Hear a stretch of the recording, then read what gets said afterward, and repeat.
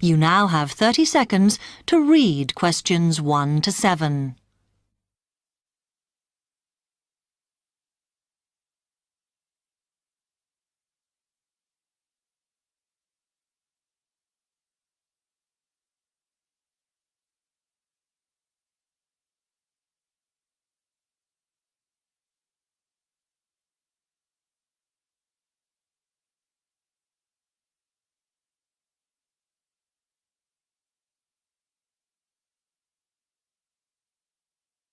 Hi, I've come to ask about the English courses you run for international students. Oh, right. I assume you're a student at the university. Yes, I've just started. Okay. Well, we've got a range of courses. It depends what you think you need and how much. We can't run everything at the same time, though. So, for example, in this first term, we are just doing a writing course. I see. That sounds quite useful. What else is there? Some of the courses only run for single terms, and we tend to focus on what students have difficulty with. That means we don't usually do speaking courses, but next term you can do listening. Oh. That'll help you with lectures and things. Our provision is all based on what the majority of our international students need. So is everything term-based? There's nothing that you run all year? Well, let's have a look. Yes, there is a class for vocabulary and grammar every term. That's for everybody, but it's split into 3 or 4 levels. And what about in the holidays? We don't do anything during the winter or spring break. Oh. But over the summer, there's just general classes because that's what most students want. A bit of everything. Okay, quite a variety then. I'll have a think about what I really need because I haven't got much time. Do you have about 20 students in each class, the same as our science seminars? We try to keep it at about 12 and certainly not more than 15. It's important for language classes. They're very different from your normal courses. Right. And how much are the classes? The rate varies depending on how many hours you attend, but you shouldn't have to pay. Usually, the department will fund you and even sort out which classes you need. Brilliant. It would be quite useful for me to have a certificate to take back to my country. Do you put us in for exams? Yes, but we don't like them to clash with your main course exams in June, so we run them in May. Oh. That leaves you time for revision. Do I have to sign up for something now? I'm not quite sure what I want. Classes haven't quite started yet, so you've got time to decide what you do. All we insist is that you sign up before week 5. That gives you about 3 weeks to decide. Okay. You now have 15 seconds to read questions 8 to 10.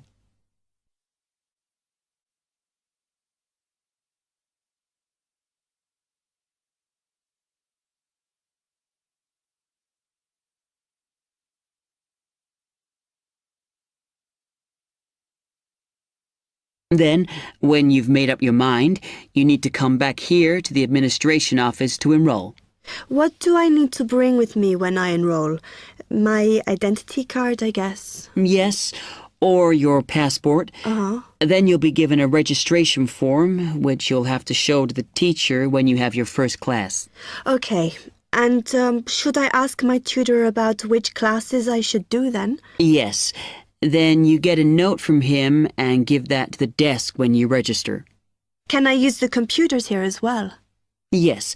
You'll be given a password when you go to your first class. So remember to bring a disk with you to save your work on, as you won't be allowed to save it on the hard drive. Okay. Will I need anything else? Dictionary? We've got loads of those here that you can borrow. But you'll need a notebook as we don't provide paper or files. Okay. Thanks.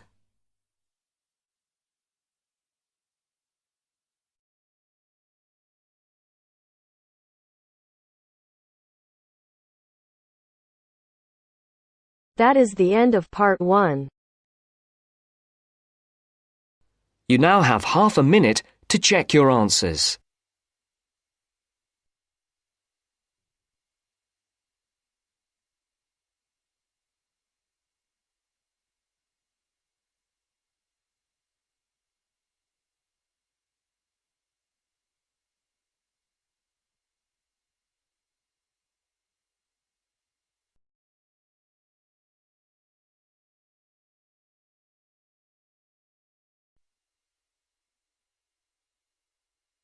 Now turns to Part 2. Part 2. You will hear a tour guide welcoming a group of visitors to the British Library and telling them about the library and what they will see there. First, you have some time to look at questions 11 to 15.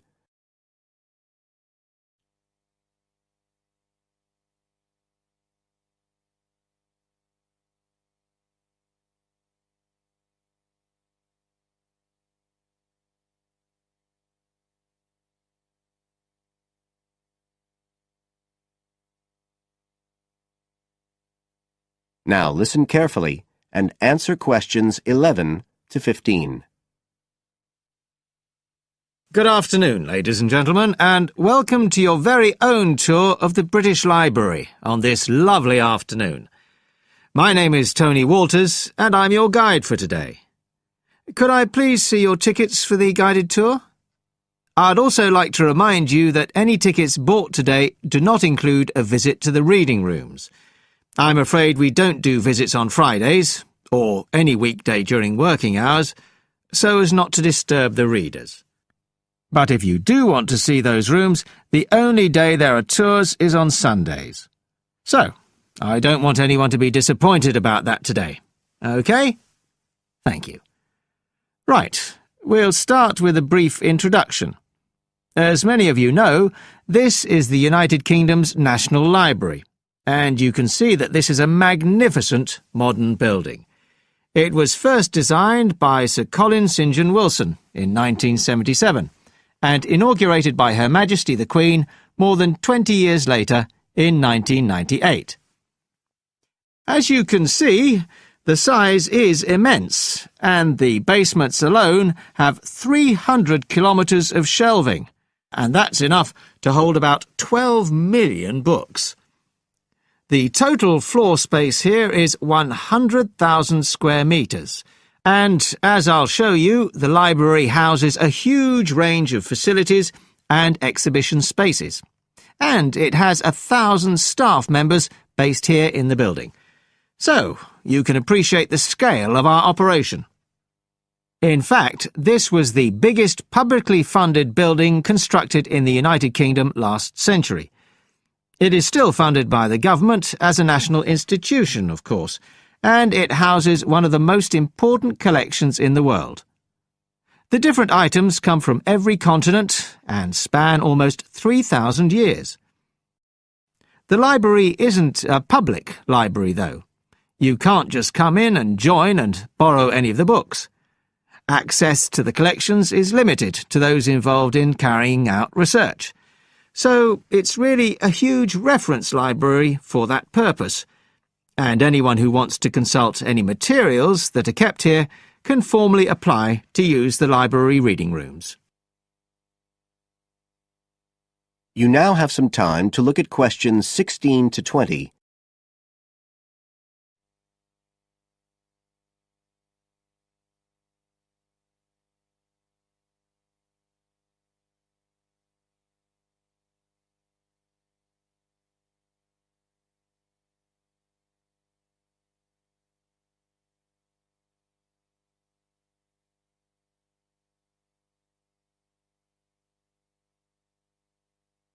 Now listen and answer questions 16 to 20. Right, well, here we are, standing at the meeting point on the lower ground floor, just to the right of the main entrance. I've given you all a plan of the building so that we can orientate ourselves and get an idea of where we'll be going. Now, outside the main entrance, you'll see the wide piazza with the stunning sculpture of Newton. The sculptor was Paolozzi, but it's based on the famous image by William Blake, and it's definitely worth a closer look. On the other side of the piazza from the statue is the conference centre, which is used for all kinds of international conventions. We'll take a quick look inside at the end of our tour. Looking ahead of us now, you'll see that we're standing opposite the staircase down to the basement, where you'll find the cloakroom, and to the left of that, we have the information desk, where you can find out about any current exhibitions, the times of the tours, and anything you need to know if you don't have a tour guide. As you can see, on this lower ground floor, we also have a bookshop. That's the area over to the left of the main entrance. You'll be free to browse there when we get back to the ground floor. Now, opposite the main entrance on this floor, we have the open stairs leading up to the upper ground floor. And at the top of them, in the middle of the upper ground floor, you can see a kind of glass-sided tower that rises all the way up through the ceiling and up to the first floor. This is called the King's Library. It's really the heart of the building. It was built to house the collection that was presented to the nation in 1823 by the King. You can see it from every floor above ground. When we go up there, you'll find the library's treasures gallery on the left. Can you find it on your plan? That's the exciting one. So we'll be visiting that first, but we'll also take a look at the stamp display situated behind it on the way to the cafe. A lot of people miss that. The cafeteria runs along the back of the floor, and in the right-hand corner you'll find the lifts and toilets. Always good to locate them. The other main area on that floor is the public access catalogue section, and I'll show you how that operates when we get up there.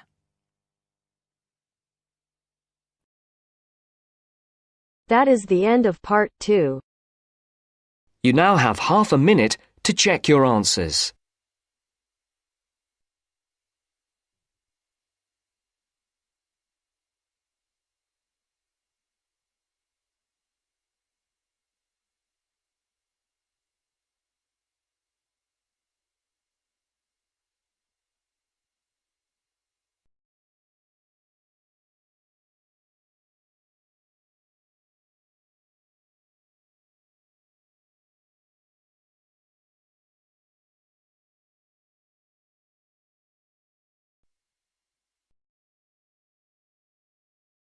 Now turns to part 3. Part 3. To hear a reporter from the New York Times who is presenting a news report prepared by Dion Searcy and Robert Gebeloff on the topic Middle Class Shrinks, further as more fall out instead of climbing up.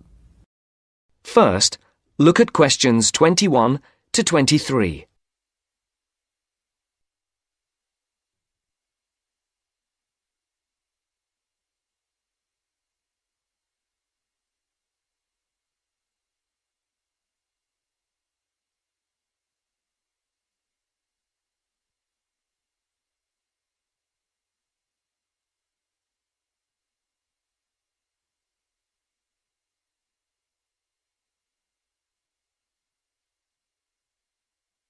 As you listen, answer the questions.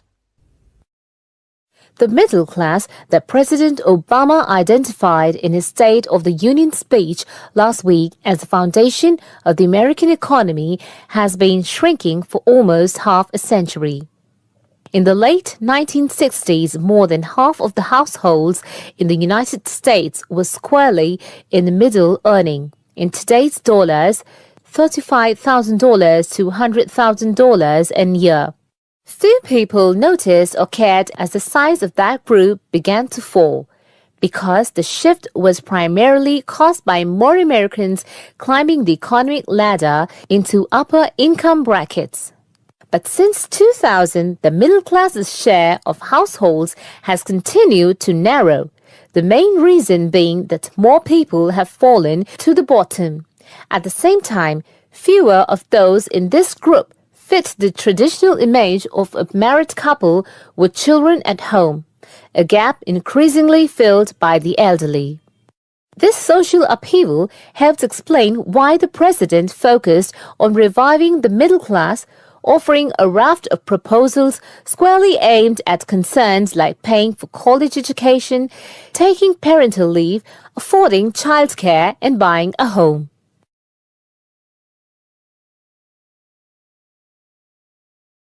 Before the conversation continues, look at questions 24 to 30.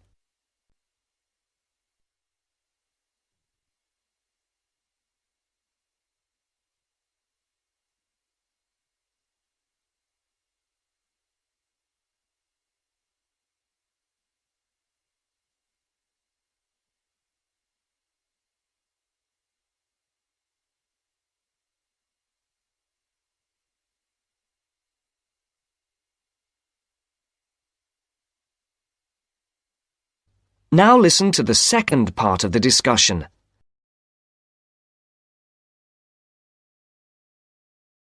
Mr. Obama told Congress and the public, still, regardless of their income, most Americans are identified as middle class.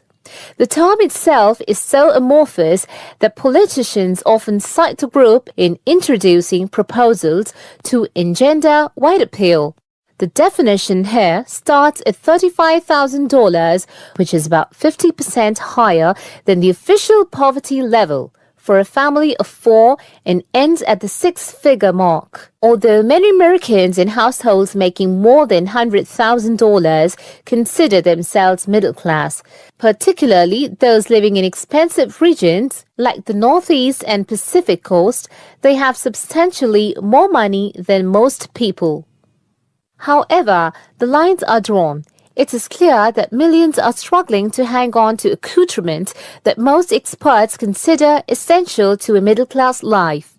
I would consider middle class to be people who can live comfortably on what they earn, can pay their bills, can set aside something to save for retirement and for kids in college, and can have vacations and entertainment, said Christine L. Owens, Executive Director of the National Employment Law Project.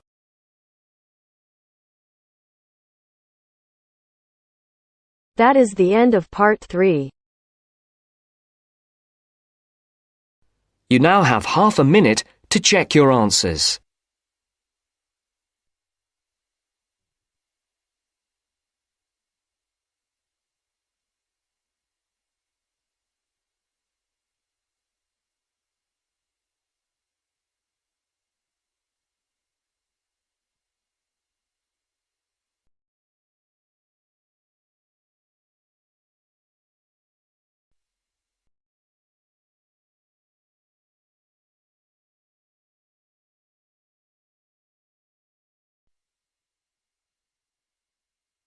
Now turns to part 4.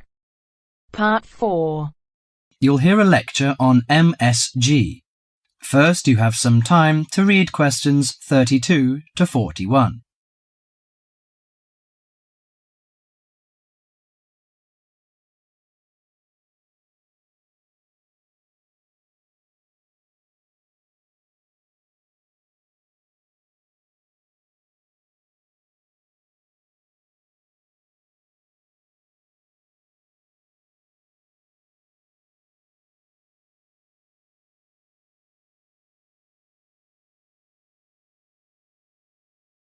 Now listen to the conversation and answer questions 32 to 41.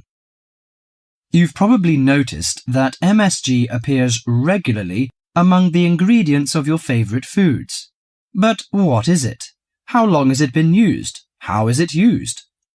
MSG, or monosodium glutamate, is a chemical commonly used to add flavor to salty or sour tasting foods.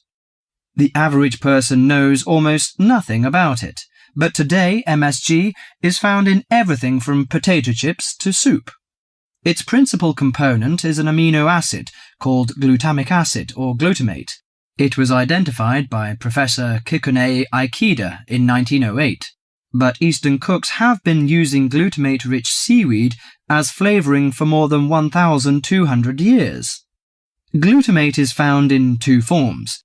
Bound glutamate, which is linked to other amino acids forming a protein molecule, and free glutamate, that has no link to protein. Only free glutamate is effective in enhancing the flavor of food. Foods often used for their flavoring qualities, such as tomatoes and mushrooms, have high levels of naturally occurring free glutamate. MSG is usually produced through fermentation of corn, sugar beets, or sugar cane. The finished product is a pure white crystal, which dissolves easily and blends well in many foods. Monosodium glutamate enhances the basic flavor of many foods. New studies also show that MSG elicits a unique taste that is known as umami in Japan and often described by Americans as a savory, broth-like or meaty taste. Umami may be the 5th basic taste, beyond salty, sweet, sour, and bitter. As an integral part of cuisines around the world, this savoury taste is common to the bouillons of Europe, the oyster sauce of China, the soy and fish sauces of Southeast Asia, the pizza of Italy, and the chowders and stews of America. MSG helps bring out the best natural flavours in a variety of foods such as meat, poultry, seafood, and vegetables. While MSG harmonises well with salty and sour tastes, it contributes little or nothing to sweet or bitter foods. Results of taste panel studies indicate that a level of 0.1 to 0.8% MSG by weight in food provides optimum enhancement of the food's natural flavour. This is within the range of glutamate that naturally occurs in foods. Approximately 1/2 teaspoon of MSG is an effective amount to enhance the flavour of a pound of meat or 4 to 6 servings of vegetables or soup. MSG is a self-limiting substance. Once the proper amount is used, adding more contributes little to food flavour. Overuse of MSG, as with many other seasonings and spices, may cause some foods to have an undesirable taste. There is simply no substitute for wholesome quality food and good cooking techniques. MSG makes good quality food taste better, but will not improve the flavour of poor quality food. Disturbingly, scientists have known since the 1960s that MSG kills brain cells in young animals. Further research suggested that MSG may also be responsible for ailments ranging from skin rashes to irregular heartbeat and depression. Reports vary on just what percentage of the population is sensitive to MSG. One researcher put the figure as high as 30%, but food industry-sponsored studies have suggested it as low as 1 to 2%. Baby food manufacturers agreed to take MSG out of their products in the 1970s, but it is still widely used in other foods. This is because MSG is an economical way of stimulating great taste. If you're making a chicken stew but can't afford a whole chicken, why not use a little chicken and a lot of MSG? Consumer groups in the USA campaign regularly against its use, but for many of us, MSG will continue to be a part of everyday life. Food, it seems, will always be a matter of personal taste. That is the end of part 4. You now have half a minute to check your answers.